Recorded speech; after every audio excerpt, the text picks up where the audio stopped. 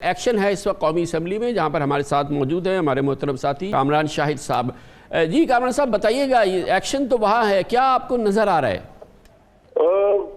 वीराना है गवर्नमेंट की साइड पे, स्पिरिट्स डाउन है और अपोजिशन जो है वो बहुत चहक भी रही है, महक भी रही है। अभी चीमा तो जो एक्चुअली आए क्योंकि जो काउंटिंग की तरफ से उसमें वो शामिल नहीं थे, जो इन्होंने अभी सेशन से पहले की थी, तो 174 नंबर से दिया गया था।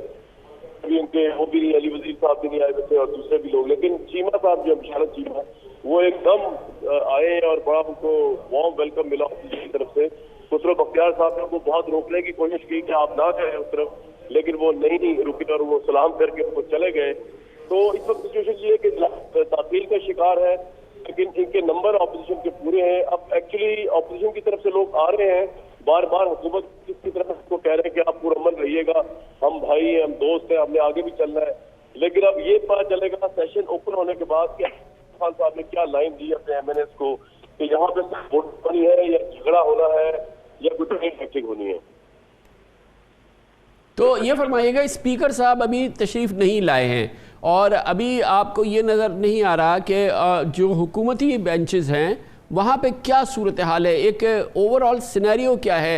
अपोजिशन के बेंचेस में उनके लोग खामोशी से बैठे हैं, अपोजिशन हुकूमत की बेंचेस पे उनके लोग खामोशी से बैठे हैं, स्पीकर साहब अभी तशरीफ़ नहीं लाए हैं। ये सब किसी पेशरफ्त के मुंतज़िर हैं? क्या होना है अगला जो कदम होगा? सब सिर्फ किसी सिर्फ स्पीकर साहब के मुंतज़िर के सेशन शुरू हुआ, लेकिन आप जब ये माहौल पूछ, बहुत चार्ज है ऑपोजिशन की साइड, भरी भी है, बहुत भरपूर एक्साइटमेंट है वहां पे।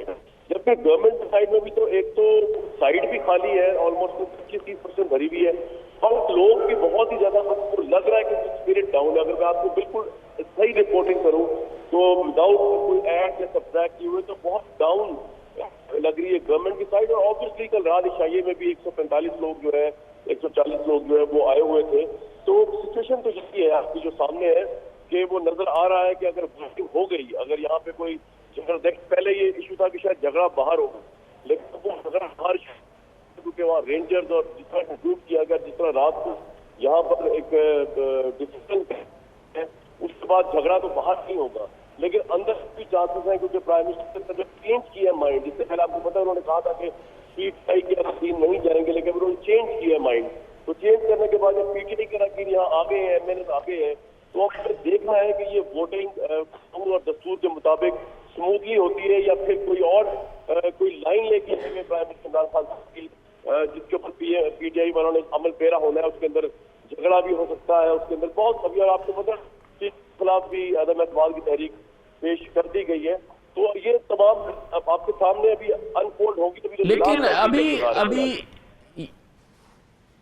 अभी ये वाज़े नहीं है कि आइंदा कदम क्या होना है। अब स्पीकर साहब तशरीफ़ नहीं लाए हैं और किस तरह से रोल आउट होना है, इजलास अभी नहीं है। अभी सिर्फ अपोजिशन के पूरी फोर्स में लोग बैठे हैं, हुकूमत के लोग पूरी तरह से बैठे नहीं हैं, हुकूमत के वज़रा दूसरे लोग प्रॉपर तरीके से सब आके बैठे नहीं हैं, गोया के मैदान सजा नहीं है ना अभी पूरी तरह से।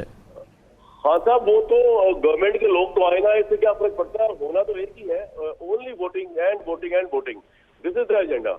और वो तो गवर्नमेंट अगर या स्पीकर साहब कुछ करें तो करेंगे, अदरवाइज अगर बाय द बुक चले, इवन आप और मैं भी अगर स्पीकर की जगह पे हो तो हम यही करेंगे जो कानून में लिखा हुआ है। अगर स्पीकर साहब भी दस्तूर का पास करेंगे तो विदाउट एनी डिले यही कुछ होगा। बाकी पीटीआई के अरकान आए या ना आए इससे कोई फर्क ही नहीं पड़ता, वो तो बिस्मिल्लाह आ जाए। अगर ना आए स्पीकर साहब अलबत्ता अभी तक तो नहीं आए हुए थे और मेरा ख्याल से वो तभी आएंगे जब वो शायद के मेंबरान भी इकट्ठे हो जाएंगे। मुझे नहीं पता रीजन क्या है, लेकिन ताखीर का शिकार है। तो स्पीकर साहब ने ये नहीं देखना कि पीटीआई के, लेकिन ऑपोजिशन ने प्रोड्यूस करना है ना नो कॉन्फिडेंस को। आज गवर्नमेंट का तो रोल ही कोई नहीं है उसके अंदर, वो तो तमाशाई के तौर पे आएंगे और वो आए या ना आए खान साहब उससे किसी को फर्क पड़ता नहीं है सच।